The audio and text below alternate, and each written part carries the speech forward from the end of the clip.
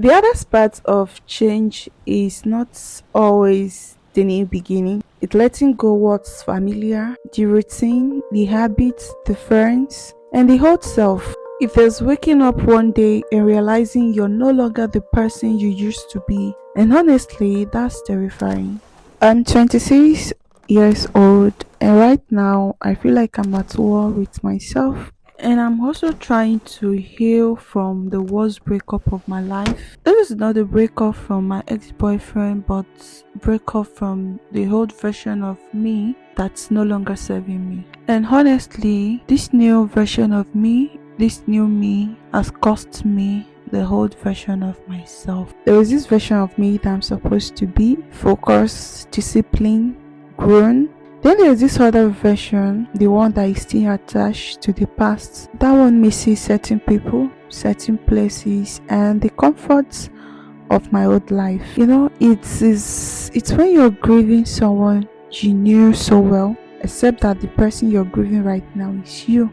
I feel like we don't talk enough about the grief that comes with growth, because you're not just losing habits, you're losing friends, you're losing your whole identity, and sometimes love. I'm always filled with so many questions like who I am now, am I doing the right thing? I'm realizing that growth isn't just some glow ups and breakthrough, it's those silence, those self doubts, and sitting with feelings that I used to run from. I miss the old me because she didn't have to deal with all of this, but then she also didn't have what I'm building right now. Detaching from the old you means walking away from what's easy, letting go of the people who only knew the version of you that tolerated disrespect, avoided growth, or stayed silent just to keep the peace. So if you're here right now, you're stuck between your old life and the one you're trying to build, here is what is helping me move forward.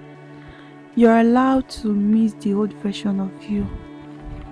Give yourself the permission to grieve, talk to her, but don't stay stuck with her. This might mean you taking break from your old friends who only see the old version of you. Make sure you set boundary with your past, yes, even if it means you deleting those numbers, unfollowing those old accounts that's not helping the new you. I know big changes feels overwhelming because right now I feel same. So instead of looking the whole mountain, just climb the next step. Focus on those small wins every day.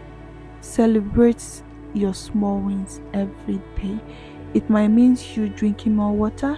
This might mean you listening to that life-changing podcast. This might also mean you taking your gym seriously. It might mean you eating healthy. Just ensure that you focus on the small new habits you're building. You'll miss people, you'll miss places, and you're going to miss the part of yourself, and that's so much okay. It's okay to miss it, but missing something doesn't mean that you're supposed to go back.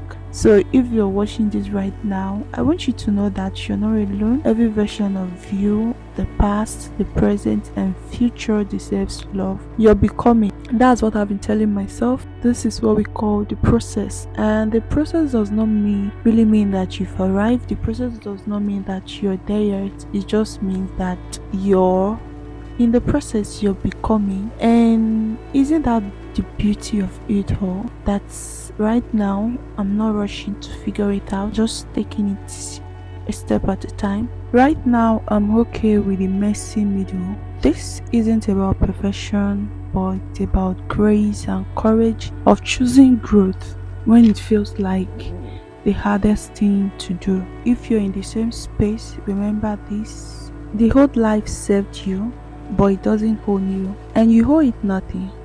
The only thing and the only person you owe everything to right now is the person you're becoming. So pay attention to her.